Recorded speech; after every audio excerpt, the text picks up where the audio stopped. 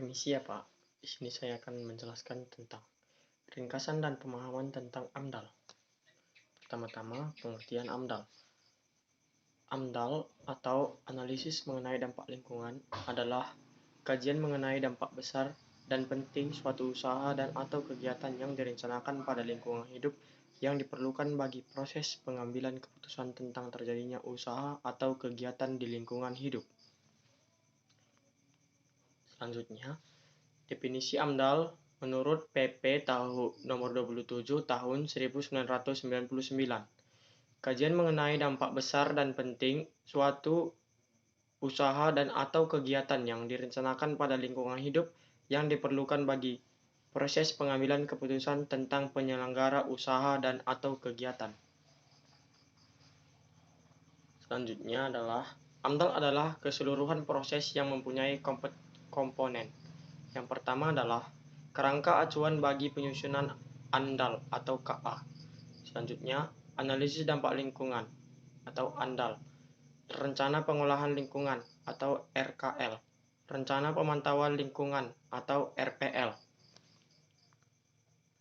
Pengertian.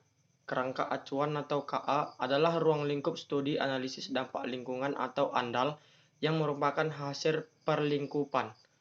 Analisis dampak lingkungan atau ANDAL adalah telaah secara cermat dan mendalam tentang dampak penting atau rencana usaha atau kegiatan. Rencana pengolahan lingkungan atau RKL adalah dokumen mengandung upaya penanganan dampak penting terhadap lingkungan hidup yang ditimbulkan. Rencana pemantauan lingkungan atau RPL adalah dokumen mengandung upaya pemantauan komponen yang terkena dampak penting akibat dari rencana usaha atau kegiatan. Tujuan dilaksanakannya studi ANDAL adalah 1. Mengidentifikasi rencana usaha atau kegiatan yang dilakukan, terutama yang memiliki risiko besar terhadap tercemarnya lingkungan. Memperkirakan dan mengevaluasi dampak besar terhadap lingkungan hidup. Memenuhi ketentuan dan peraturan lingkungan hidup yang berlaku. Memenuhi kebijakan pemerintah sebagai arahan dan menyusun RKL dan RPL yang tepat. Perundang-undangan lingkungan hidup.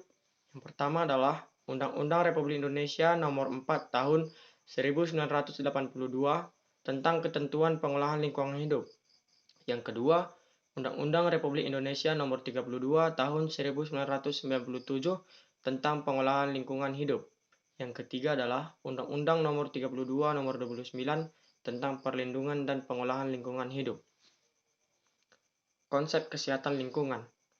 Menurut WHO, kesehatan lingkungan adalah suatu keseimbangan ekologi yang harus ada antara manusia dan lingkungan agar dapat menjamin keadaan sehat dari manusia. Menurut HAKLI atau Himpunan Ahli Kesehatan Lingkungan Indonesia, kesehatan lingkungan adalah suatu kondisi lingkungan yang mampu menopang keseimbangan ekologi yang dinamis antara manusia dan lingkungannya untuk mendukung tercapainya kualitas hidup manusia yang sehat dan bahagia. Ruang lingkup kesehatan lingkungan. Menurut WHO, ada 7 ruang lingkup kesehatan lingkungan. Yang pertama, penyediaan air minum. Yang kedua, pengolahan air buangan dan pengendalian pencemaran. Yang ketiga, pembuangan sampah padat. Yang keempat, pengendalian vektor.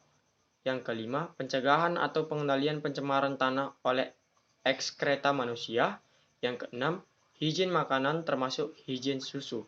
Yang terakhir atau yang ketujuh, pengendalian pencemaran udara. Sekian dan terima kasih dari saya.